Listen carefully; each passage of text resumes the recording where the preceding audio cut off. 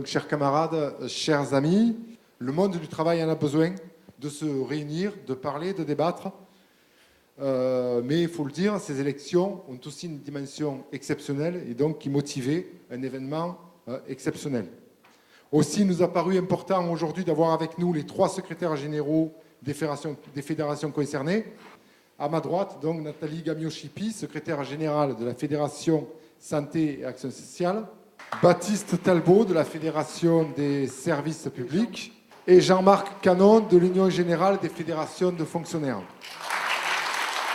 À ma gauche, vous aurez tous reconnu Delphine de l'US Santé. Les élections, je le disais, revêtent un caractère tout à fait exceptionnel et particulier compte tenu de la période que nous traversons et qui concerne sur le département à peu près 50 000 agents. 50 000 agents qui ont vécu la RGPP, qui a vu au niveau national plus de 150 000 agents en moins sur tout le territoire français et qui subissent d'année en année des politiques d'austérité avec toutes les difficultés que l'on connaît pour les agents à assurer un service public de qualité.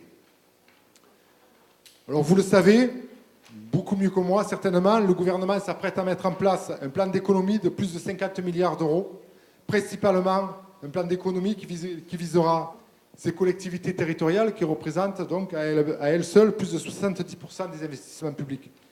Voilà. C'est dire les enjeux en termes d'aménagement du territoire sont énormes et considérables.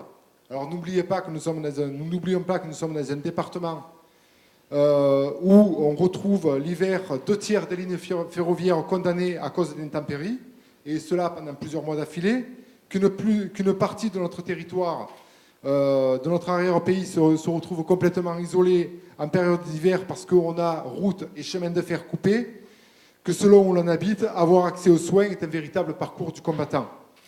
Alors on nous parle d'aménagement de la plaine du Var, par exemple, opération d'intérêt national qui concerne 10 000 hectares, la première opération d'intérêt national de France, avec quelle réponse aux besoins pour les salariés, pour les populations.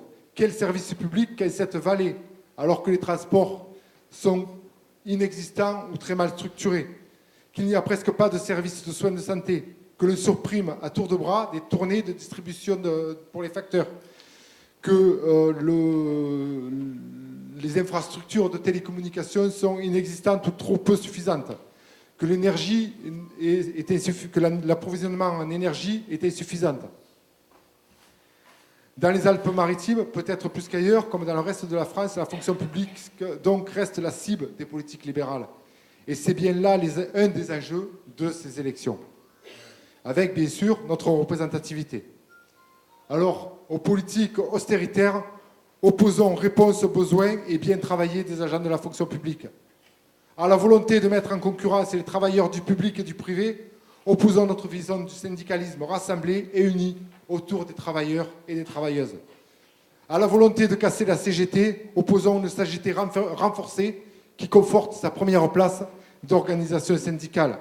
Et au mépris, aux provocations incessantes des travailleurs, opposons nos revendications que nous avons élaborées avec les salariés pour un travail de qualité et donc un service public de qualité.